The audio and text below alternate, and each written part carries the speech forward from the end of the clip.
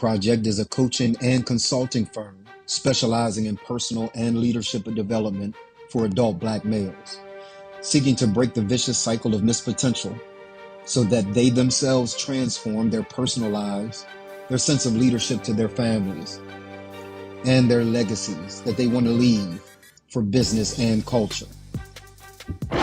We destroy this cycle on two fronts. We confront both the institution and the individual. We address the institution because, according to the statistics, Black males are under assault and are targeted for extinction in ways that their white counterparts are not. We are over-incarcerated and undereducated. There are systems in place, political systems, media systems, and religious systems that serve as intentional, or some say unintentional, barriers to the Black male's advancement. As a result, we work to raise public awareness about issues confronting Black males, promote healthy and positive images about Black males, curate spaces to share information and resources about programs, services, and support for Black males, support knowledge creation and dissemination around these issues, and provide a forum for Black males to both speak and act for themselves. We address the individual Black male because we cannot avoid personal responsibility. We are now overmothered and underfathered. We make bad social choices, and we avoid responsibility for getting ourselves out from under the social plight that we face. We will develop the moral compass and character necessary to face the adverse realities that are faced in everyday life. We live by the premise that even that which is not our fault is still our responsibility. In 2019, we answered the call to transform the culture one man at a time. Our society, our families, and men in particular are in a state of crisis. And the goal of the Remand Project is to curate the largest, strongest, and dopest community of Black males in the entire world. We then create awareness and action against the institutional and individual impediments that exist against the foundation of our culture and overall society, which is the Black male.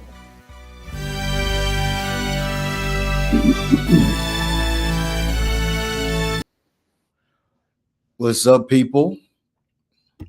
Good afternoon to y'all. I hope all is well. And I hope that you guys are killing the game today. Lifting weights. Looks like a light day today. It is a deload day. You're exactly correct. Yeah. It looks like a. Leroy said he didn't get the link. Let me send him again. How's everything, Coach? You good? Yeah, we'll catch up this week because I finally got all my numbers, so we'll catch up this week. Okay, outstanding.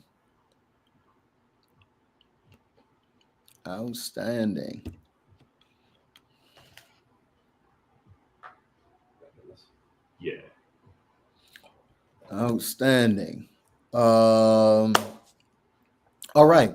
So while we're waiting on Leroy, obviously Coach needs to work out every day.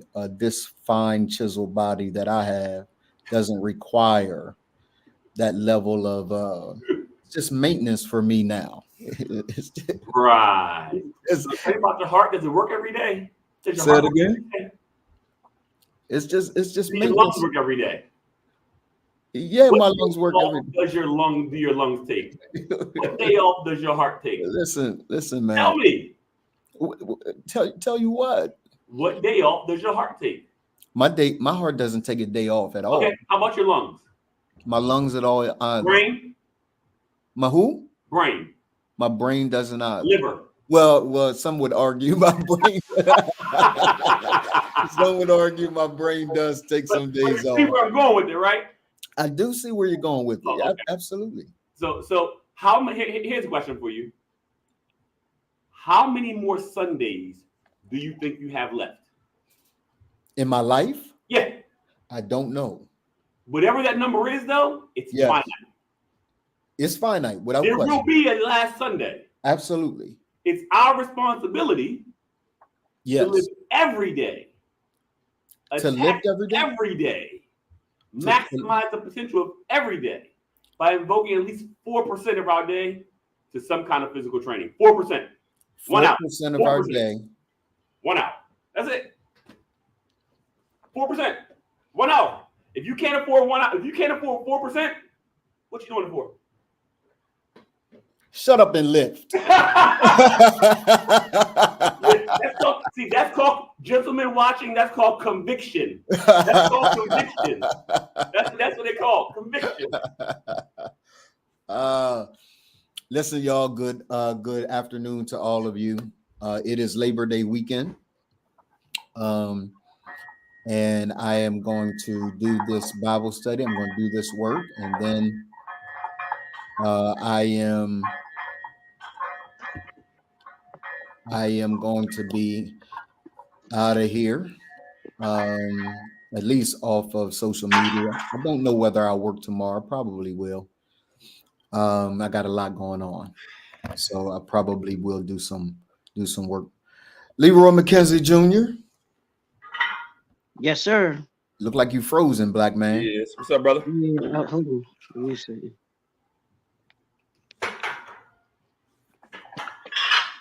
Trying to get this. Everything set up. Oh shoot! I didn't want that.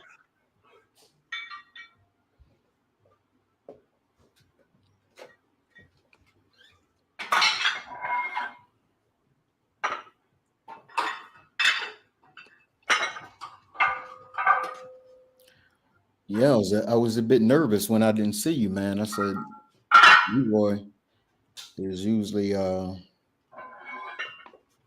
pretty on time. Pretty punctual, yeah.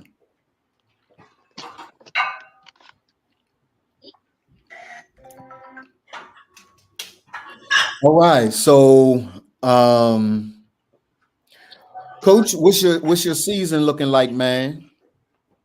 So, to be clear, yes, I'm a San Francisco 49ers fan since I was born. Yes. My Super Bowl prediction that I put $100 on today, or later on today, will be the San Francisco 49ers and the Baltimore Ravens in the Super Bowl this year. That's the only bet I'm making all year. Who wins? Who wins? Yeah. It don't matter. It's my wife said the Cowboys. It's 80 to 1. It's 80 to 1 odds. So I win.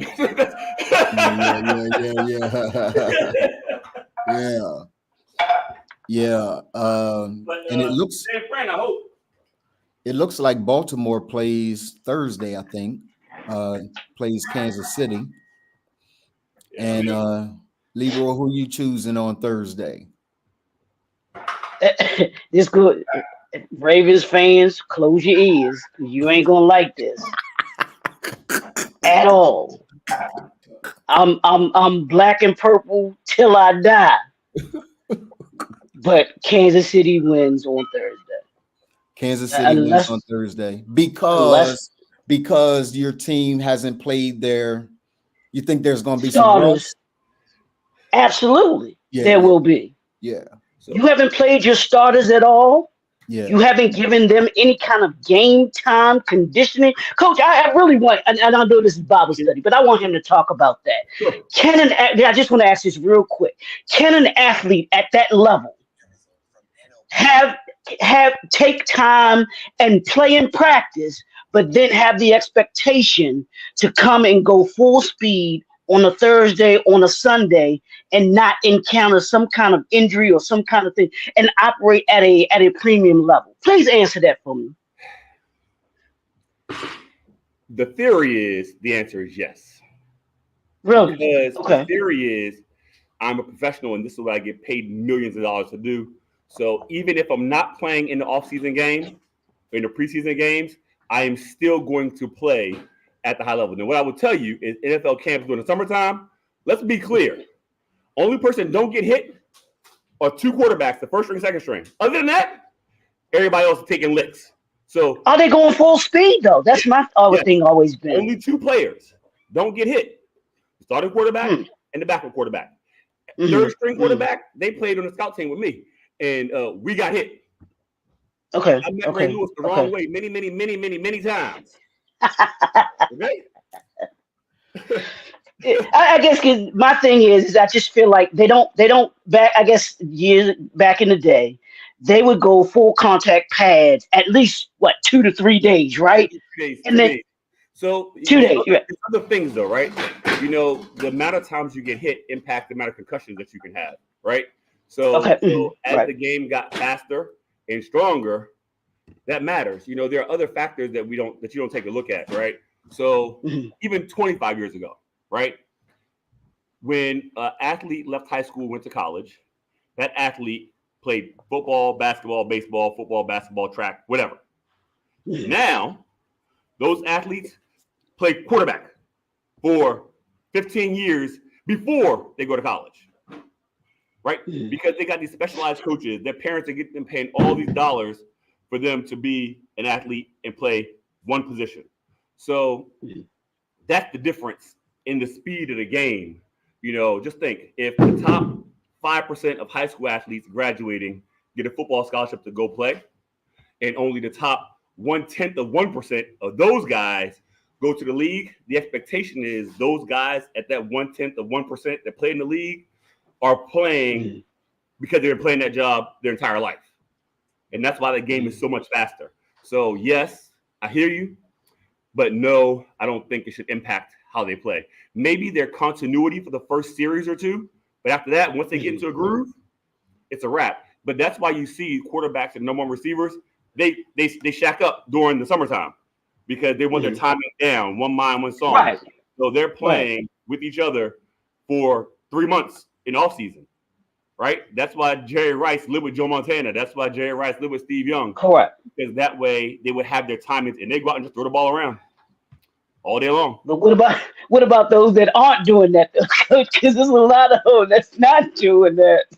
Yeah, we'll see. I think I won't say that. You got 30 seconds, Coach. You got 30 seconds, man. Gotcha. But Lamar Jackson is such a special athlete that he can deliver the ball to his receivers and use his feet so well. Once his offensive line catches up to where he is, Baltimore ain't got nothing to worry about.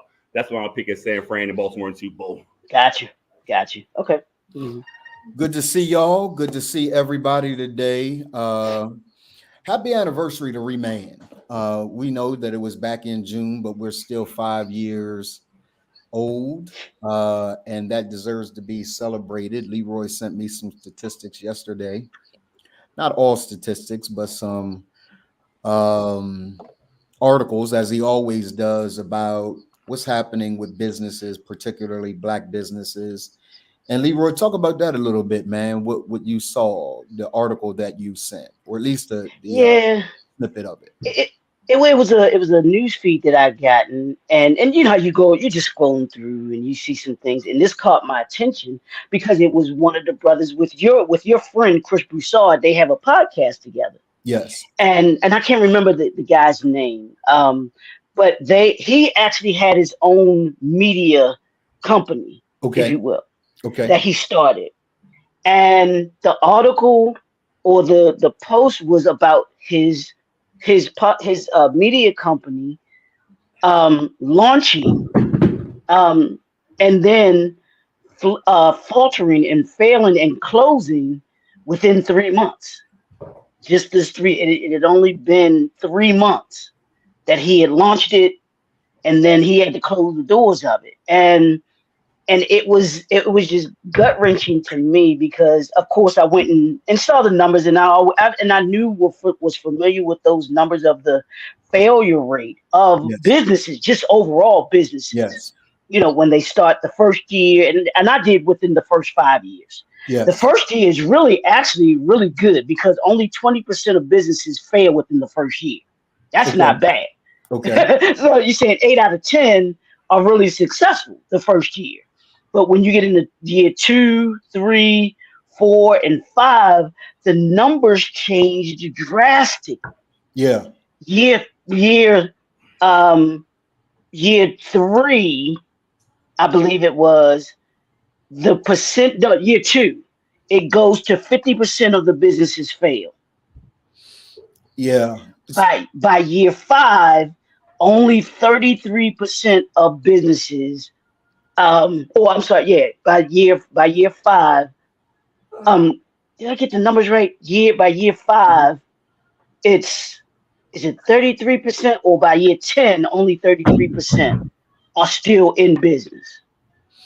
Yeah, and here's what I would argue, right? I would argue that we've got to really define a failed business. If we're defining a failed business as a business that just goes out of business, right? Right. Doesn't operate anymore, then I get it, right? But the truth of the matter is most businesses are failing. They're not doing the work every single day. If you looked at their numbers, they don't know their numbers, right? That these aren't real. And I hate to use the term real business, but these when you're not functioning as a business, which is a part of what you were talking to me about, when you're not functioning as a business, right? When you don't have capital and you don't know where your capital is going to come from. I'm not against bootstrapping. The majority of businesses that are Black businesses bootstrap, so I'm not against that. But I am saying that you got to be able to track KPIs. You got to be able to know your customer, and a lot of guys that own businesses, they have a skill set, right? Like, so for example, I'm gonna use you, coach. You have a skill set, right? You're a world-class bodybuilder, right? You have a skill set, but that doesn't necessarily mean you could run a business. There's a difference between a business and a businessman. Yep. Right. And so a lot of these, grandma fried chicken better than anybody could ever fry chicken, but that doesn't mean that she ran a successful restaurant. That's right. Correct. Right. So a lot of businesses are failing before they actually fail. And it's because they just don't know the business side. Somebody, I forget, Leroy, who said it, and then Coach, I'm coming to you, and then we'll get into the Bible study. And they were talking about show business, right? I think it was Steve Harvey talking about show business. He said most of them know the show, but they don't know the business and show business, right? Yeah, I think that was the one he did with the guys from InvestFest. Right, I think he did it in that interview. Right. Yeah. So I'm encouraging people every single day. Bless you, baby. I'm encouraging people every single day to know your business. Know your business, right? So that we're not having the kinds of articles, Leroy, that you sent. Coach, what would you say about that, man? And good afternoon to Angelo too, man. Good to see you, bro. You are looking, I mean, if you keep working, Angelo, your chest at some point will look Angelo, you just keep working, young man. Angelo, keep working, bro. And just and you do now. I'm starting to see something here. 3 of my closest friends, all y'all ninjas under 5'7". Yeah, yes, absolutely. You don't know, Coach. You don't know. There is a You don't know. It's called pound for pound. Pound for pound. Remember that. Pound for pound. Absolutely. Coach, what would you say about that, man? There's some nuances in that, right? Yeah. A lot of businesses that close aren't failing, right? Because true story. Let me get 5 of these butterfly effects, and LA Fitness says, you're getting on my nerves, here's 10 mil. Guess what? My business is going to close. Yeah. Because they want me out of the space. Yeah. Right? Yeah. So does that make it a failed business? You see what I'm saying? So that business may not be there. A lot of the smaller companies that are in tech or in this or that, they get gobbled up by bigger companies. Like Walmart closes 10 mom and pops when they open the Super Walmart. Yeah. Go and buy farms or whatever. For sure. Right? Because it's too much money they can't turn down. So yes, that part is true. I wouldn't consider that a failed business, though. I don't think that is. And I don't think that the numbers when they are measuring failed businesses, I'm not sure that the numbers include businesses that are gobbled up. Why wouldn't they? The business is no longer existent. The EIN is over. Because it's the same thing. If I sell my business, I'm Yes. not a failed business. I sold Correct. my business. Right, but it's still out of business. But it's still out of business. That's Yeah. number, But that the number, numbers, when they're talking about numbers of failed businesses, Right. they're talking about business not that are sold. okay. They're talking about businesses that go out of business, don't have the capital, don't have Don't the run right. customers. All that Right. thing. Right. Yeah. So File for I agree bankruptcy with and you everything. wholeheartedly. Yeah. Yeah. You know, I always believe if you don't know your numbers, you don't know your business. You can ask me Yes. any point in time. I got my period, Yes. full stop. Right. Yes. So, you know, if you don't know your business, you can't run your business. Yeah. You know, there are plenty of medical doctors who can do their specialized work. Yes. The number one closed businesses are medical offices because Wow. medicine Wow. can't run a business. Right. Yeah. Right. So For it, sure. and they don't, Yeah. it's just period. It's how it works. For You know, sure. I've got a friend of mine who makes about $90,000 a month. She makes $90K a month in her business, right? Yes. But she's like Oprah was. I'm like, man, what are you doing? She says, my accountant says I should be a sole prop, or shouldn't be a sole prop. I should be an S corp. Yes, ma'am. You need to pay yourself. Yeah. Stop taking it on the chin. Yeah. Also, no one's ever taken the time to explain it to me. Now, she pays herself a salary, and then she uses the business credit card to pay her bills and pays everything with that. Right. You do a 30% 401k against her salary and do all stuff. So that way now she's protected. So Yeah. you know what I Yeah. mean? It's for us, unfortunately, it's the lack of knowledge and lack of exposure For to sure. people, and then we lose, right? For sure. But some of us are bullheaded. You know, some of us don't pay attention to that stuff and just And I would argue this, Coach. I would argue, first of all, the great percentage of businesses, that particularly those that are Black owned, are sole props, right? And to a very large degree, even those that have virtual assistants and other people on their team still just do not do business like business, right? And so yeah, which is okay. Like, if you're not the business guy, it's okay, but you better bring somebody on your team that is. Like, somebody's got to know it. And not only does someone have to know it, some semblance of it you have to know, because otherwise somebody going to take advantage of you, somebody going to get you, right? So, all right, let's get into today's Bible study. Do me a favor, those of you that are watching,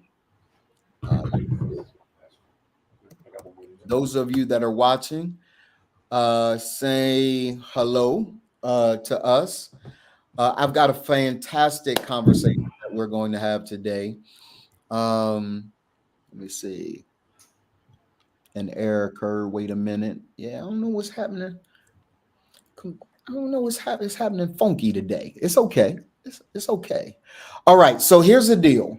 We're going to talk about clarity or chaos. Who's writing your story, right? And I want to approach it from a scripture that I'm getting ready to put up, and I want all of us just to kind of look at it. And let me just kind of begin by saying this.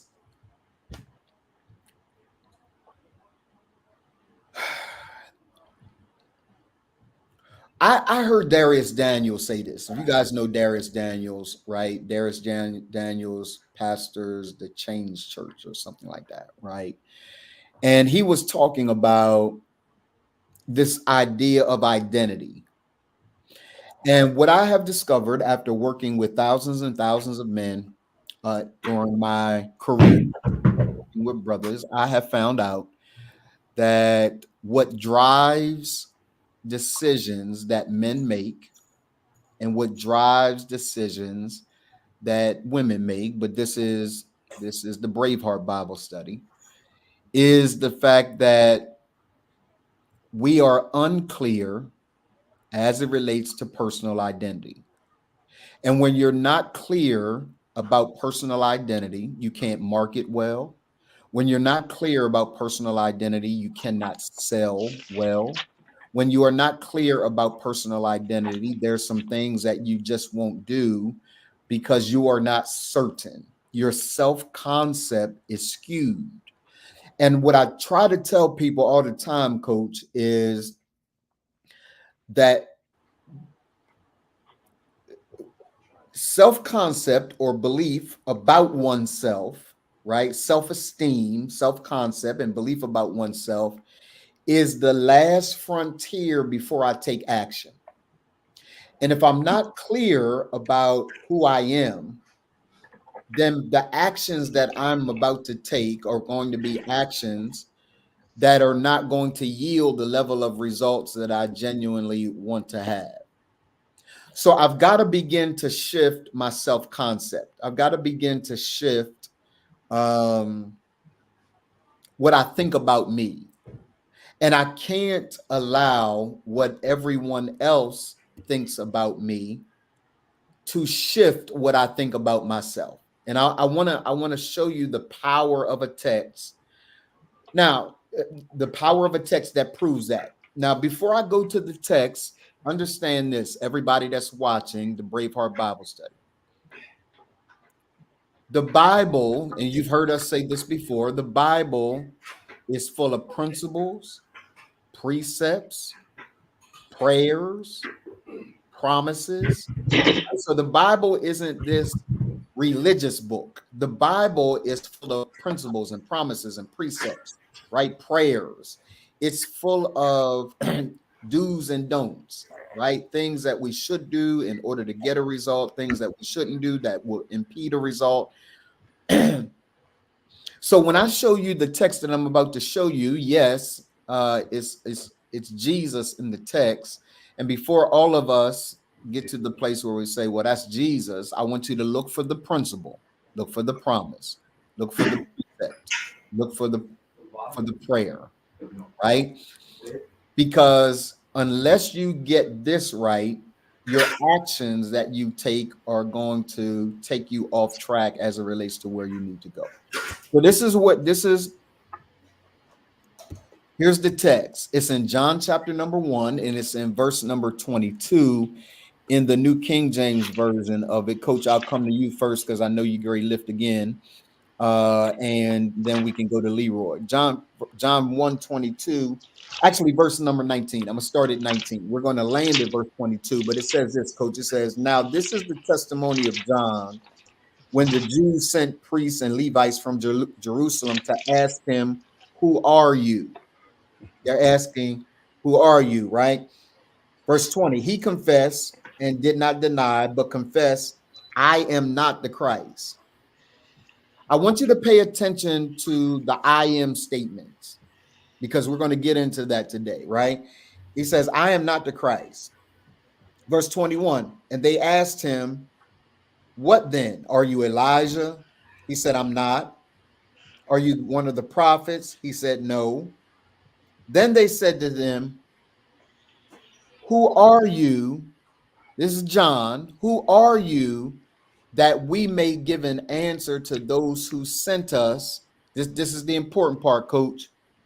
What do you say about yourself?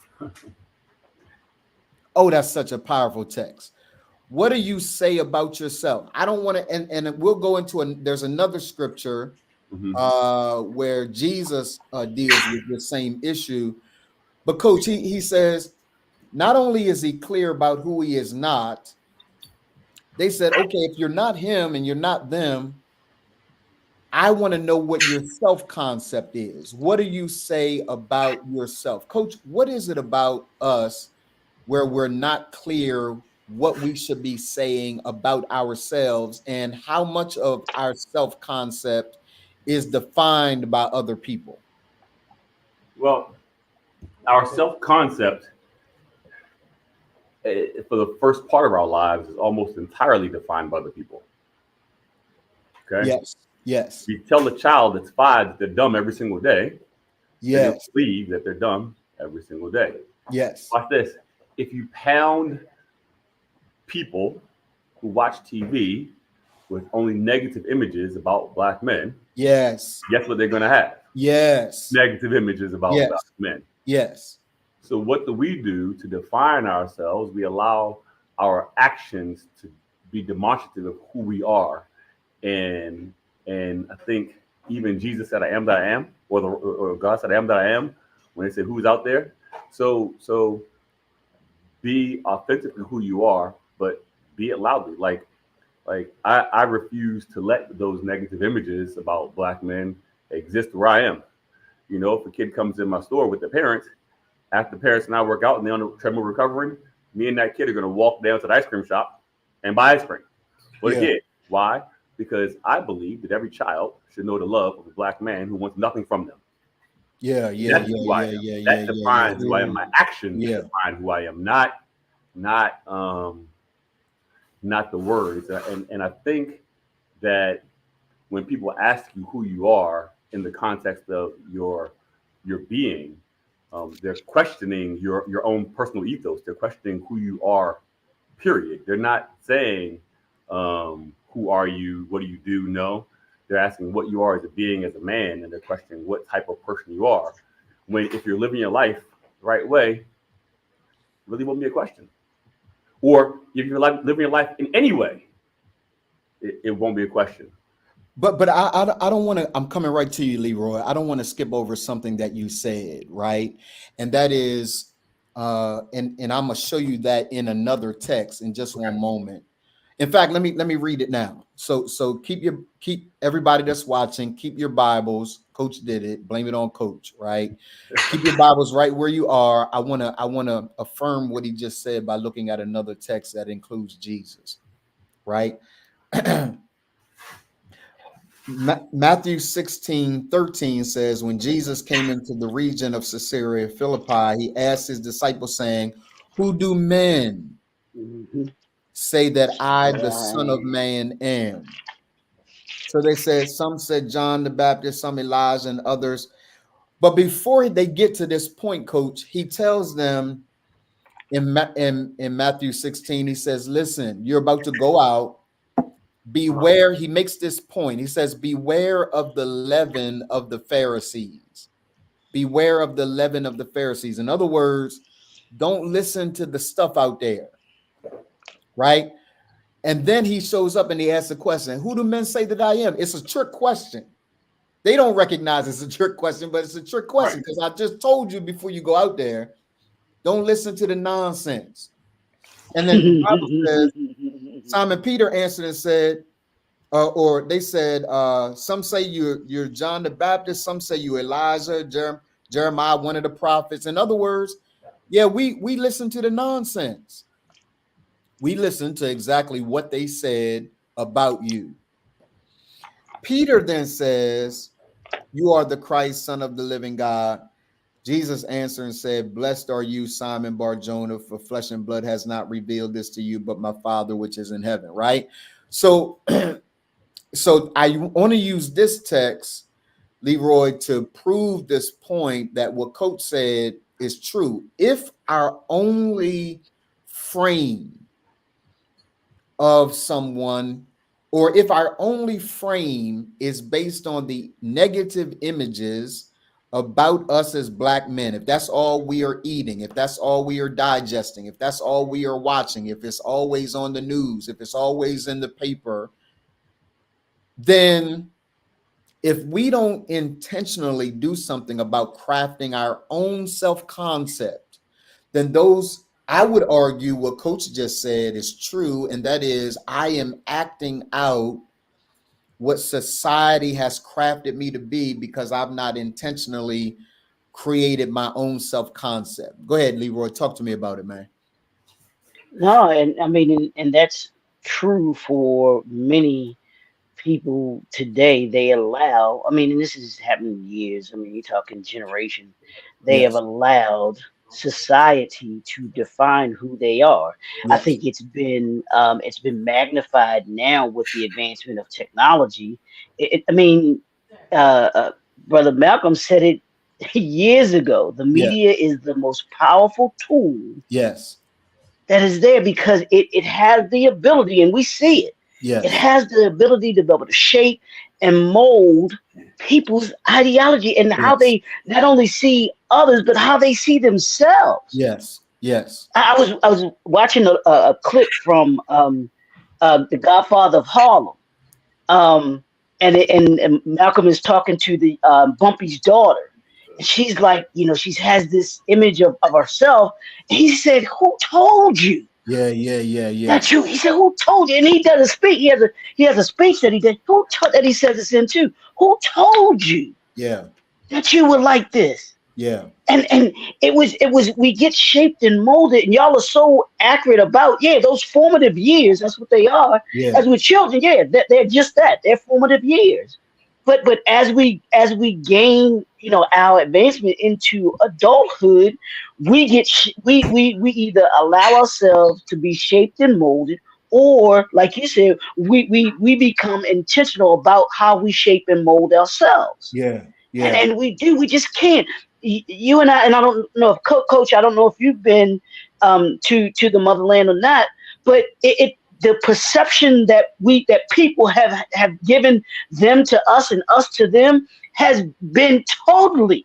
Yes. Has been, and you have to understand that. And I knew it because I'm my own self, and I don't allow society to define, what my thoughts were and everything like that.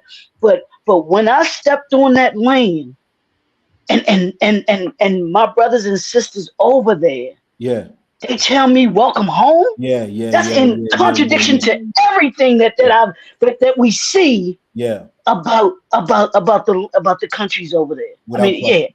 Without question. Yeah. So we've really we've got to understand that it is a way and means of manipulation. And we have to, like Jesus said, we've got to define ourselves. We've got to know who we are and not allow people are gonna say what they're gonna say. Yeah. You know what I'm saying? They're gonna say it. Let them say it. Yeah. But as long as I know who I am, and that inner circle knows who I am, and God first and foremost, God, that's all I need. Well, that's the point, right? So the point is, again, for those of you that are watching, welcome to the Braveheart Bible Study. We're talking about clarity or chaos. Who's writing the story? Like who's writing the story? And Darius Daniels talked about the fact that without, this is what he says, Leroy, that I think is real powerful, bro. He says, if we don't have a strong self-concept, if we don't have a strong self-esteem, if we've not crafted that, right? If we've not allowed God to write the story, to tell us who we are, the enemy, the devil, has always been willing to fill in the blanks. Yeah, yep, absolutely. Right? Powerful statement. He said the enemy, the devil, will always fill in the blanks. So if you're not clear about who you are, then the enemy will use media, the enemy will use family, the enemy will use enemies to be able to fill in the blank, and you'll take on an idea of yourself that was never the idea that God wanted for us. Go ahead, man. You want to talk about that a bit?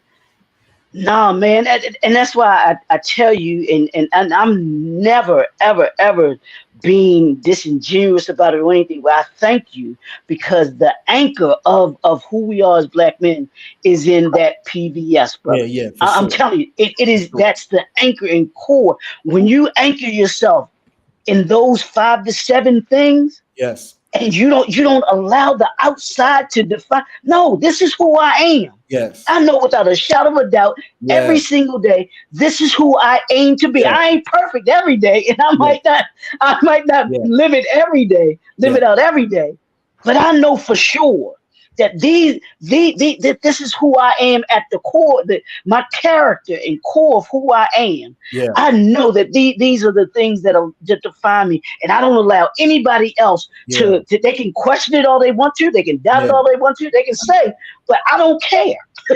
I don't care what you say. Yeah. That's the level of belief that every businessman has to get to. Yeah. So if you're watching and you're a businessman, before you take actions, you have to solidify that. If you're a husband and you got a wife, before you know how to treat her, you're gonna have to solidify that. If you're a father who has kids, before you can have the kind of relationship with your kids and leading them, you're gonna have to solidify that. a fundamental, strong strong architecture around who we are and what we believe we are, who God created us to be, is the foundation. I always say it's the ancestor to every action that you're going to take. If the actions that you're taking, you're wondering why you're taking the actions in a consistent way that you're doing it, it's because your self-concept is off. And you have to do something about that. No one can do anything about that. There's some work you're going to have to do Lock the door, yeah. in order to create a different belief so that you can act differently. Coach, you want to hop in here, man? Yeah, man. You know, I think even the preamble to our Constitution or to our Declaration of Independence, we hold these truths to be self-evident. We have to have those truths, those PVSs. We have to have those personal values and be able to say those things with conviction. Yes. You know, Yeah. and if you find yourself veering off the path of those things, Yes. you need that constant reminder to keep you on path. So even in business, you know, I like, even in the beginning, we talked about knowing that you're a good X. Whatever you are, you're good at it. That does not make you good at doing that business. Yes. When you're good at X, to be able to make that a business, you have to then be ye transformed and make yourself into a business to make that work. Yes. Now, it doesn't mean that, like you said before, it doesn't mean that you have a team, that you can do it, that you can do all of it. No, it means that you put the people and the pieces in place to manage your board, so you can stay true to what you do, and the other folks can stay true to what they do. Yes. Like, I just hired someone to do my books, right? I have an accountant now who is going to do my books. He's put me on payroll, even though it's only be $100 a week. Doesn't matter. It insulates me. Yeah. Period. Right. Yeah. And could I have done it? I'm sure if I had read and studied and played with QuickBooks and done it, yes. Yeah. But if I'm spending time doing that, guess what? I'm not spending time. You're taking away from time of your zone of genius. Yes. Right. And that's part. I'm about to give you here's a shameless shot, a commercial for Don, right? You know, when you begin building out your team and you're able to stay focused on your vision, with the pieces that you put around you, they got to be focused on their vision. Yes. My accountant, he's an accountant. Yes. That's what he does. Yes. He don't lift weights. Well, he does now, but he didn't lift weights. Right? Because the way my PVS is set up, the way my values are set up, if you go hang around me, you got to lift weights. Yes.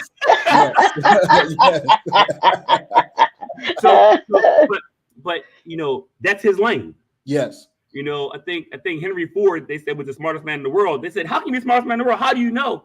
It's not that I know it. If I want to know about a V8 combustion engine, I got a guy. Yeah. I want to know the best comfortable seats. I got a guy. Yeah. I don't have to know it all. Yeah. I gotta be confident with the pieces I put in place and how I build my life and build my values to me. Yes. So making you and being honest about who you are and what you are, and put the other pieces around. Just not that come on, Walter. Wow. It's not that Jesus couldn't be all things to all people. He had to find 12 guys who fit into different facets of life. Absolutely. So they could speak to people more effectively. Absolutely.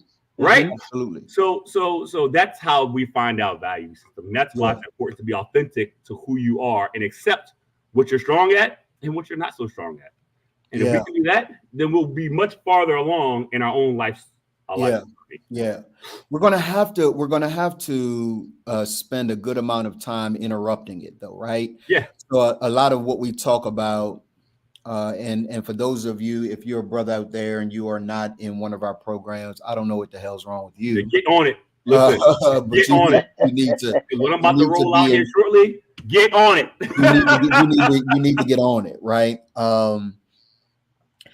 And one of the first things in our process that we've got to do, and we can't talk about too much of it, but one of the things that we have to do in the early parts of our process is interrupt what you think you know.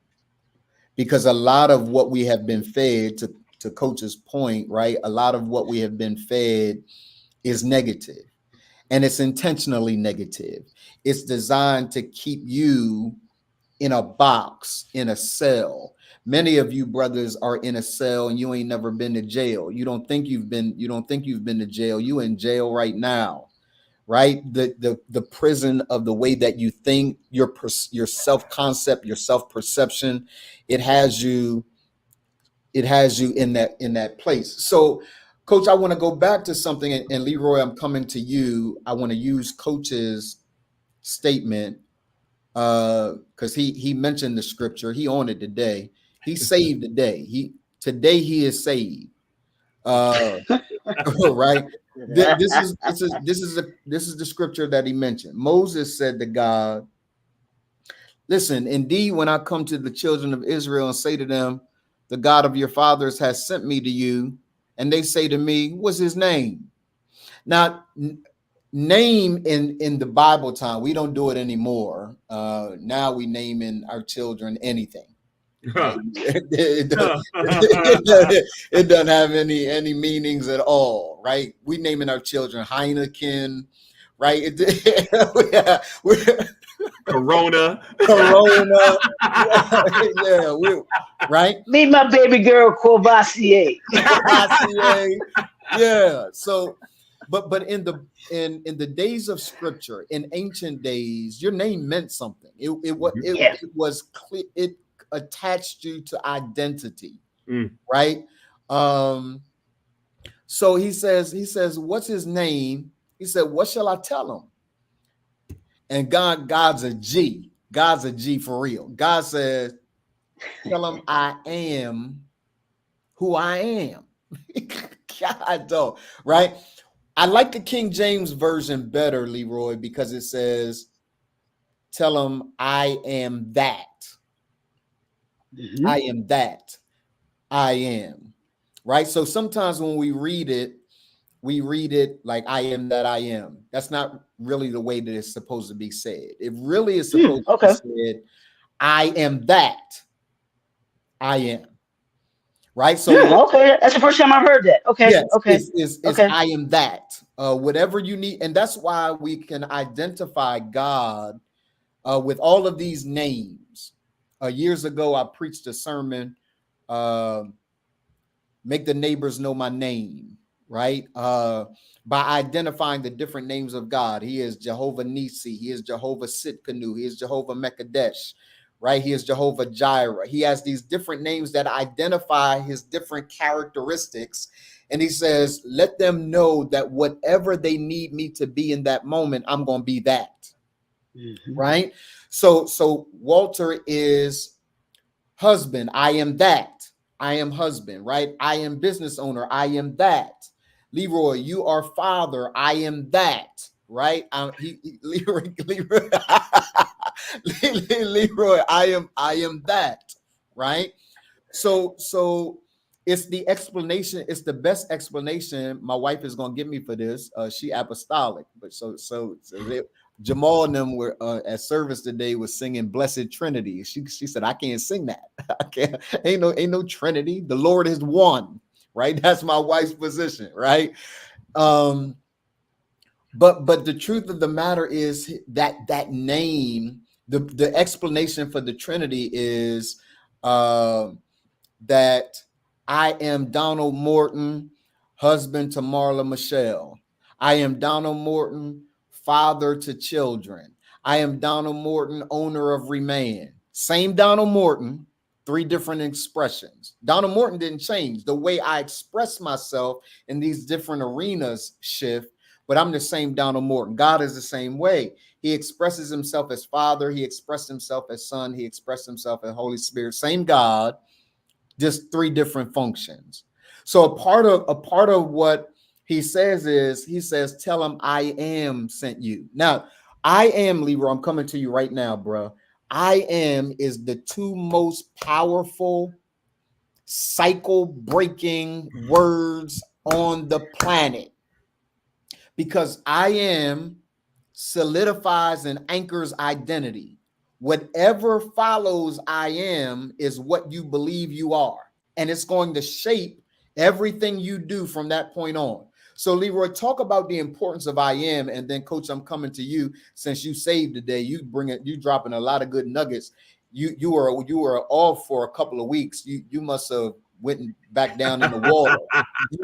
You went back down in the water, came up in Jesus' name. So Leroy, talk about the importance of I am, and then Coach, you can throw it right to Coach.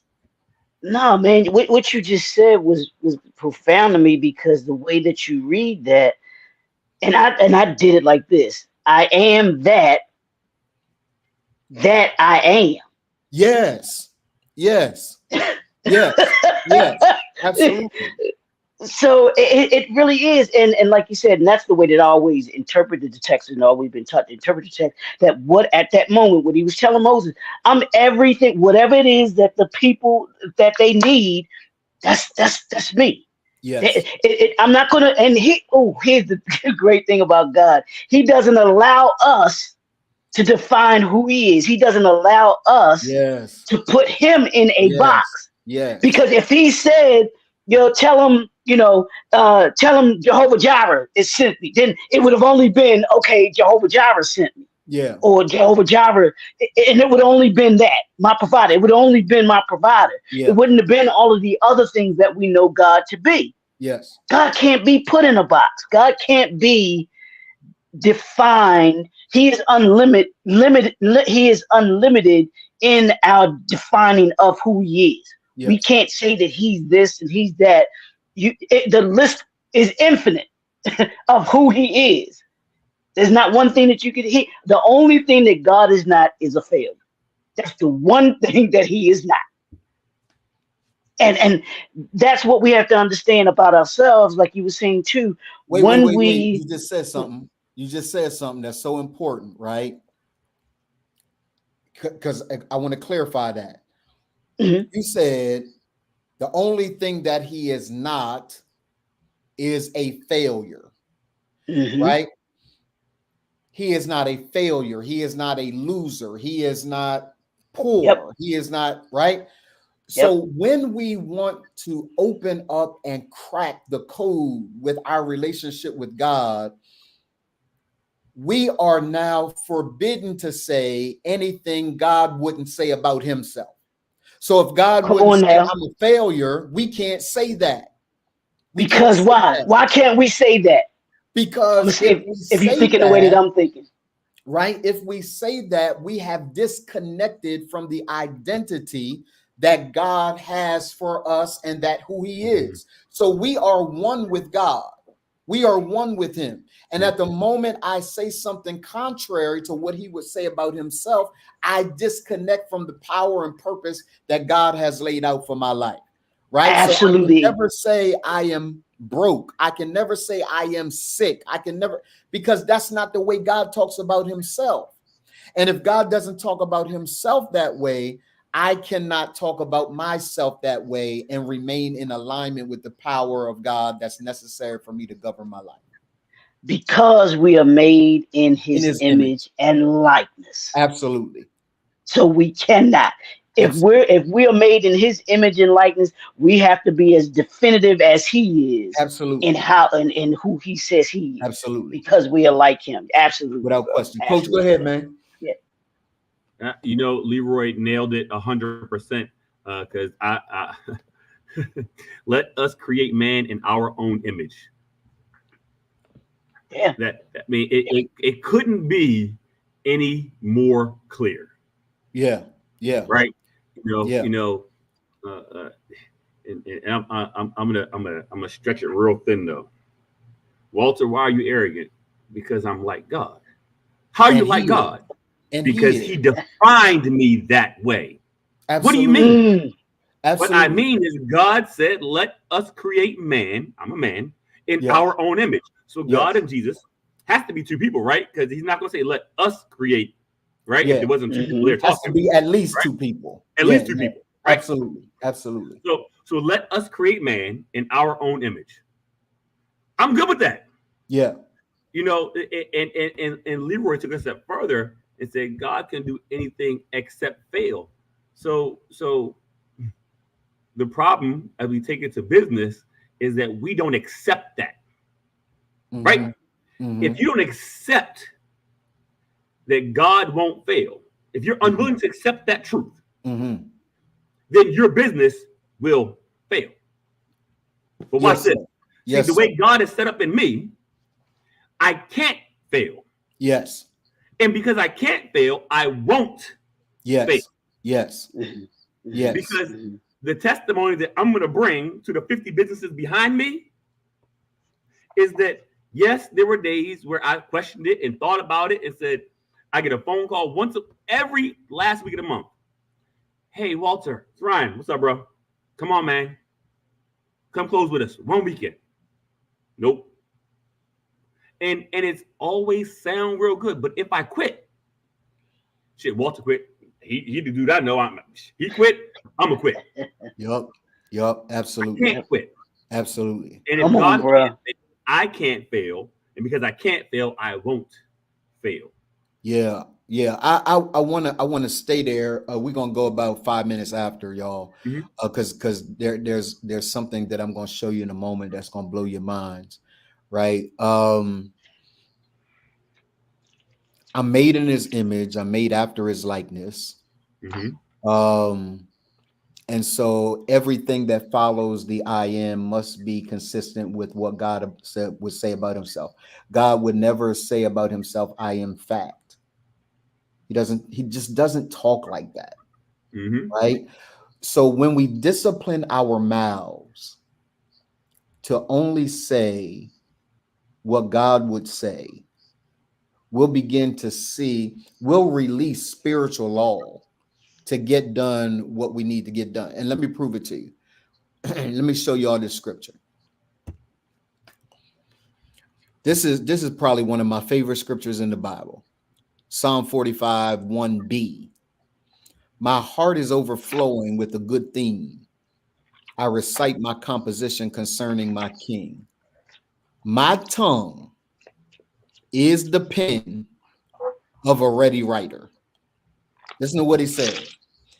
He says, I'm going to take what I say. This is the way that it works. For those of you that are watching, this is the way that it works. I can use my mouth to document my dreams on my spirit. And when my spirit embraces that, now I'll act on the dream that's in my spirit. I'll act on the dream that's in my heart. I'll act on it. I'll do it, right?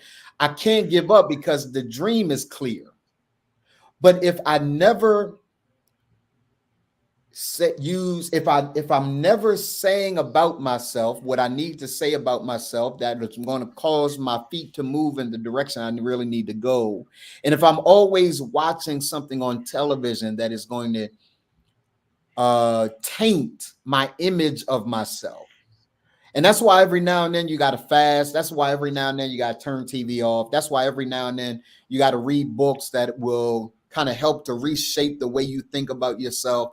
Because as a man thinks in his heart, so is he. You are currently the full embodiment of what you think in your heart, and what you think in your heart are the things that you've been saying out your mouth. It's the things that you've allowed in your eyes, ears, and that come out of your mouth. You got to change, because the whole process of believing something different, and belief is a matter of the heart, gentlemen. Belief is not a matter of the head. Belief is a matter of the heart. You can believe something here, and if it never gets here, you'll still never act. Belief is a matter of the heart. You got to let that dream seep into your heart. You got to dream about it. You got to listen to audio about it. You got to read about it. You got to do something every single day about it. Because if you don't, your next steps, your actions will always be thwarted. So what I want to talk about now for the last couple of moments, Coach, I'm coming to you now. Leroy, you're going to have the final word, and then I'll take us out of here, is what are you saying about yourself? It's full circle, right? We began here. What are men saying about themselves? And if it's not, there are two sources of information, Coach, and they're competing. They're competing. God is trying to talk to you. Say, don't say that. Say this. Don't say that. Say this. The TV, the world, your parents, and depending on what church you go to, your church, right? It's without saying it. Right? It's giving you a bunch of nonsense. And so you leave and you have such high regard for your pastor and for your preacher that you say that nonsense that he's saying because he got a robe on. And you swallow hook, line, and sinker because he got a robe on. And it's killing your life. Coach, let's talk about, and then Leroy, he's going to throw it to you. Let's talk about the importance of from now on governing what we say, because death and life is in the power of our tongues. And whenever we speak, it ends up documented on our hearts because our tongues are the pens of a ready writer. Documents it on our heart, and then we act on the dream that we have on our hearts. If we could just interrupt the negative and post something positive, right, that is consistent with our dream, dreams come true, bro. Facts. As the world knows, I work with a lot of women. And unfortunately, I don't work with a lot of men because a lot of men can't get out of their own mind that they know everything. Okay? So I'm going to use part of what I work on with women because it's applicable. A lot of women, the first thing that they say when I say pick up a dumbbell is that's too heavy. I can't pick that up. It's 10 pounds, ma'am. A gallon of water weighs 9 pounds. Your kid weighs, your pocketbook weighs 98.5 pounds. The question isn't if you can pick it up. The problem is in your own mind. If I could put a piece of black electric tape over duct tape over the number on the weights, yes, every woman would lift. Yes, what they're supposed to. Yes, but because their mind and their mouth says they can't, they won't. Yes. So I sometimes with some people, I will tell them to close your eyes and grab this dumbbell I'm gonna give you. And then when they open their eyes and see what they lifted, the waterworks start. Mm-hmm. Paper towel, head wop. Yes, you lifted it. Okay, next. Yeah. People, men, we have a dueling tongue. Watch this, Don. We will tell everybody we do this. I do this. I'm a concrete layer. I lay concrete, blah, blah, blah, blah, blah, blah. And that's all I do. And that's all I'm good at. Reality is your mind is like, no, bruh, you can manage people. No, bruh, you can count. No, bruh, you can estimate a project. You can do all those things. But because you keep saying all you do is this, that's all that you do. Yeah. Then the other side of that is, nope, I'm faithful. Nigga, you was with somebody else's wife last night. Mm-hmm. Mm-hmm. Right? So it's not just the what you say, it's what you also know about yourself. Mm-hmm. And are you willing to call your own self out on your own bullshit and speak that? And either speak it out and get rid of it, or we know what the alternative is. Yeah. You know, the power of the tongue, man, the power of your brain, mastering your mind. Yeah, for sure. Is by far the most important thing that we can. You know, I don't know if it's scripture or not. I say to the strong be strong, to the weak be weak, something to that effect. And sometimes we have to be firm with ourselves. Like I like Reese cups. Ain't no secret, right? I like the big fat joints. Right, that's my shot. Right. You want to give me the turnaround real quick? It don't take no booty. It don't take no boobies. I like those, but show me. Yeah. I think Samson just divulged his Show me a basket of the Reese cup, right? And we're gonna see how strong I really am. Yeah. Right. I'm so strong that when I'm in prep, I don't even go into the Wawa. I won't go into a Sheetz. I won't go into a gas station because the first bin inside. Yes, sir.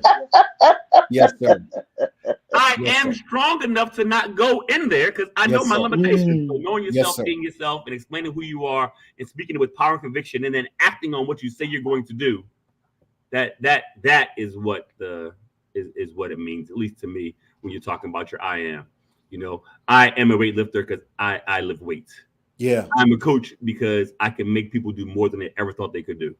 Yeah. I'm a husband because I'm a husband. I'm a provider because I provide. Yeah. It's all of those things and accepting them. You know, when But I let me say this though, Sure. Coach. So a great point, right? And then I'm throwing it to Leroy. Yeah. Great point that you just made. I'm gonna come back to you first because I want you to answer this. Sure. I am empowered. I am strong. I am wealthy. Mhm. Not because I have wealth, but because my being becomes wealthy long before many times the manifestation shows up. Facts. Right. And so what I want people to hear that you just said, I don't want them to mishear you, is that solidifying who you are is the prerequisite for the manifestation. Yes. Like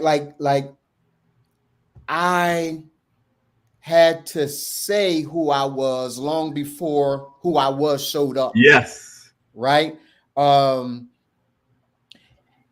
The Bible talks about I'm gonna show it to you in Genesis, and we don't often read it like this, but God said, "Let there be light," and there was light. And there was light. Then he saw the light. That's an important process. God said, "Let there be light." And it doesn't say God said, "Let there be light," and then he saw the light. Doesn't say that. It says God says, "Let there be light," and then there was, and then they saw it. Right? So when we use I am statements and we call ourselves a thing, we are that, and then we will see that. We won't see it before we embrace the fact that we are that. And there are many brothers who have never gotten to stage 3 of people seeing it because they don't believe that they are first. You got to believe that you are before you'll ever see what you're saying. Yeah. So I want to make sure everybody. Oh, it's 107. Leroy, I'm coming to you, man. And then, Coach, you got any final comments about that, man? Be who you are. Be who God created you to be, black man. Be who, and in order to, you got to pick this up every now and then. Don't read it like some religious book. Don't do that. Please don't do that. This is God asking me to ask you. Don't do that. This is God saying, don't do that. Don't read it like a religious book. Look for the principle. Right? Find out who God created you to be. And Donald, I don't know how to get there. Well, we do. We got a process. And here's the problem. The problem with most of you brothers that are watching is you got real desires. You don't have a process. And for the last several decades, I've been crafting a process and refining that process, and then looking at it and then refining that process. Leroy and Coach are in that process. You can be in that process. Well, just can you tell me? That would be hell no. But our process is open to you at different phases of your life and business. It's open to you. Leroy, give some final thoughts, man, about this I am, this belief about who we are that is the prerequisite to all that we want. It is, because here's the thing. You know, the mind will work towards what it focuses on. Yes. I'm gonna say that again, y'all. Yes. The mind will work towards what it focuses on. Yes. Doing the I am statement Give the mind what it focuses on. Yes. It will focus on it. It will Yes. move towards that thing. Yes. Whether it's positive or negative, it's going to Yes. move towards it. It's going to do that thing because, like you just said, it's the discovering of what it needs to be, where it's going, what it needs to be, how it needs to, it has to assess how it needs to be it, and then it works towards becoming that thing. And that's why our words matter. Yes. What we tell ourselves, who we tell ourselves, and not allowing society to tell us who we are. Yeah. And defining ourselves, and we mentioned it here, your personal value system gives you the ability to be able to say, I am wisdom, I am vision, I am unique, I am committed, I am consistent, I am excellence, I am accountable. I ain't got to question that. I ain't got to question that anybody else That is says, right. because right. I know what I am, who I am. That is right. And the Bible says David encouraged himself. That is right. David with himself and told himself who he was. That is right. That to me, that's what that was all about. That is Was right. David telling himself who he was and saying, you know what, I'm not accepting what anybody else is.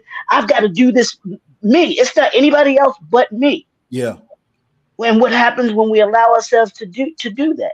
So Yeah. mind what you focus on this week. What are you focusing on this week? And I think, Coach, give me 30 more seconds, man. I think Leroy hits such an important point.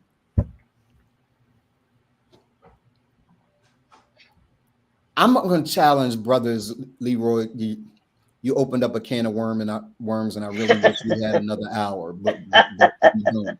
I asked my wife to make me some fish, and she's going to make me some fish. As long as it ain't fried.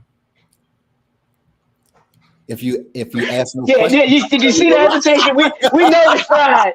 We know it's fried, Coach. We know it's fried. I ain't gonna talk about the free radicals. I ain't gonna talk about what they cause and what they do. I'm just saying, I am healthy, Mister. I don't need this. I don't need that. What did you do with back in the day? La la la la la la la. Yeah. Coach, get off the fish, hold man. this right here. See that right there? Get off the fish. So here's the deal, Coach. This is something that Leroy talked about that I don't know that we often think about. Mm-hmm. We got 24 hours in a day. Yep. Yes, sir. Yep. Everybody has the same 24 hours. Everybody. Yep. I have been looking at my life and business, and I've been looking at Remain's members and clients' lives and visions. And this is what I will tell you. Leroy says something so powerful. What if we would spend every moment of every day investigating whether or not this moment is moving me closer to my goal? Right? And if it's not, that's the question of the day. That's the question of the day, Coach. If it's not, I can't do it. That's clarity. Listen, that's clarity. One of the guys I believe that if you always sit at the head of the table with your friend group, you need to find another table. Right? If you're the most successful of all your friends, you need to find new fucking friends. Yes. Okay. You ain't dissing your day ones. You just saying, I gotta go to the other group over here. Yes. Right? Okay. My friend Yusef, okay, wildly successful. Yes. He said, Walter, you got the business, blah, blah, blah, blah, blah. We're talking this guy, his partner has got an undergraduate and an MBA from Harvard. Okay. She don't work. Wait. She has an undergraduate and an MBA from the Harvard University and don't work. That's the type of life he gives. Okay? He said, Walter, the biggest thing I learned from my people that I went to school with and stuff, he says, you can never be at the head of the table. And when you're at that table, if the table don't make dollars, it don't make sense. So when you apply that to every single thing that you do, everything, bro. If it don't make, when it comes to business, If it Yes. don't make dollars, it don't make sense. And I'm not saying that you should categorically apply that to your relationships, your family, with your friends, with your people. But watch this. I always say at the end of every single Free Fitness Saturday, be good, eat good, because you can't out-train a bad diet. And what did I tell you before, Donald? That the diet ain't just what you eat in your mouth. It's what you put in your mind. In your mind. Right. Absolutely. Wow. So when I read the 12-week year, we're going to use that because it's the most recent example. I read the 12-week year, and it has catapulted my thinking and implication how I apply everything I do at my work. Yes. Right. You know, I know that I have to sell 5 new clients every single week. And if what I'm doing during that week doesn't afford me the chance to do that, how do I need to organize my week to ensure that I can focus on selling 5 new people a week? Right. So what did I do? I got help. Right. I hired somebody, and now I'm going to have a virtual assistant who does some other stuff. And I got an accountant to handle the books. Right. Does it cost me $700 more a month? Yeah. But it makes you money. Bingo! Right, it makes me money because now I don't have to do the stuff that I was spending 20 hours doing. Right. I can maximize that time. So when I acquire this next business and make it part of my mission and my thing moving forward, that's going to be how this thing works. And making the dollars, make it make sense, man. That hits all the time. Is it empowering you? Is it making you make it? Is what you're saying about yourself? Is what you're projecting to the world what it is? I'm gonna go personal. I have had this business on 9/9 is my 1-year anniversary.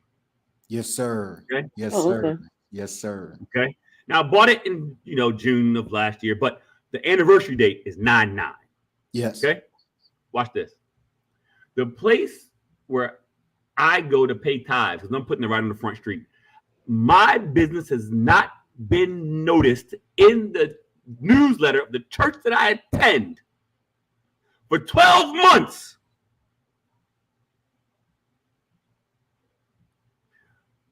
The white folks love me. The Delaware State News loves me. I've been in there 4 times. The Women's Journal, Newcastle Black Chamber of Commerce. Black Chamber of Commerce, Newcastle County Chamber of Commerce, Middletown Chamber of Commerce. Every single time they want to talk about Black-owned businesses, they write in my face. Walter, what do you think about this? How can we impact this? But the place where I worship, because I think God is trying to show me that, Walter, don't trust the man. Trust God. Absolutely. And go where you're supposed to go. Absolutely, bro. 100%. Right? And I am who I am not because of how man makes me. Absolutely. But because when I walk in this door and someone sees me and I stand up for behind my desk, oh, you work out. No shit. Yeah. Yeah. You can hold me accountable? What you think? Yeah. What do you think these pictures on the walls are? They ain't me. Yeah. These all the women and the men of the lives I changed. Yeah. Because I was able to change their mind. Yeah. And that's what a coach does. Yeah. That's why coaches matter. That's why people matter. That's why being who you are matters. And knowing who you are matters. It matters. I watched a kid, and I'm going to stop here. I looked at a thing the other day, and it said, be the superhero that your kids think you are. Mm-hmm. Now, I know you got 14 kids, Leroy.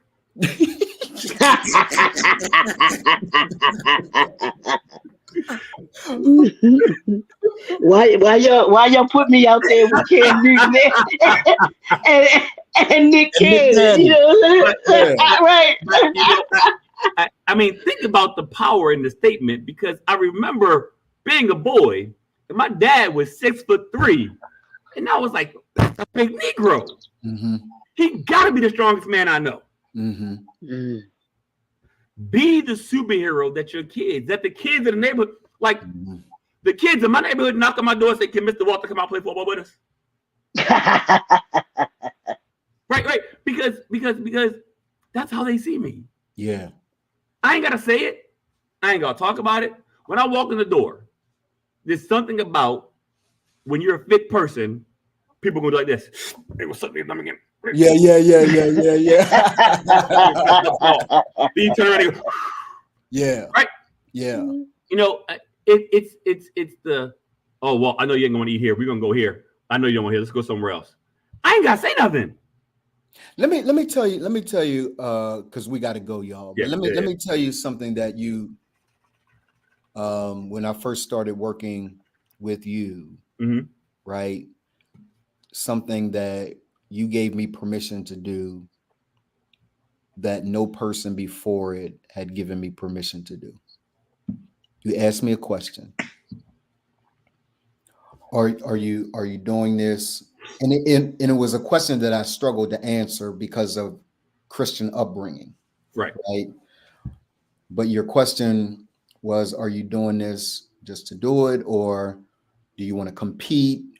Do you want to be, and this was the last question, do you want to be the best man in the looking dude in the room? Do you want your body? And I'm thinking to myself, well, I can't say that. I can't say, but in my heart, yes, I want to walk in a room and have my body noticed. I want to walk in a room like I do now, and my wife is like, boy, you look good. I'm like, please keep your hands off. Get her prescription checked. Yeah, she ain't gotta get her free. You're such a hater. You're such a hater, boy. See, I'm on this giving this nigga credit, Leroy. I'm giving the nigga credit. Right? So you have to be true to yourself. That's right. About what your goals are and why. Yep. And stop allowing people to discredit your why. Whatever your why is what your why is. Right? Like it's okay if you want to be the best looking Negro in the room. It's okay if you want to, like I'm at a place now where I am building my business not to pay bills.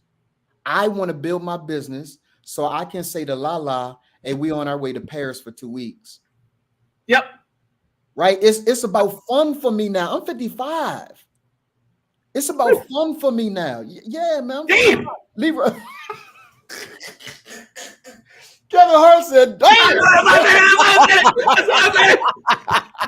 He said it to Don. He said it to Don Cheadle. I said it to Don Morton. Don Cheadle was like, I'm sorry. Kevin's like, Kevin crazy. I'm sorry, right? So my priorities now is not just making a lot of money so I can pay bills. It's not that. It's I want to go when I want to go. I want to enjoy life the way I want to enjoy life. It's the freedom of it. So I had to face do you know how many times I had to face the ark to get there though? Because I was raised in the church that couldn't be a why. Like that couldn't be a why to have fun, to enjoy life. So the number one domain that I have problems with is my life domain, and it's the fun part. Mm-hmm. I ain't got problems in any other area. It's the fun part because I feel bad every time I have fun. Shit, not me. So everybody has to be able to really figure out, and I had to face the ark. And those of you that I'll do a session one time on here, facing the ark, or on the Grown Man Shit Bibles podcast. I'll do it so that you guys can see the process, right? But all of us have blocks, and we've got to really fix. Leroy's phone died. Coach, look, Leroy's phone died. So we out of here. Leroy hung up on us anyway. We out of here. Hey, y'all, we love and respect y'all. Do me a favor. Be good. Eat good. And always remember, you can't out-train a bad diet. Talk to y'all soon. See y'all later. Peace, y'all. Peace.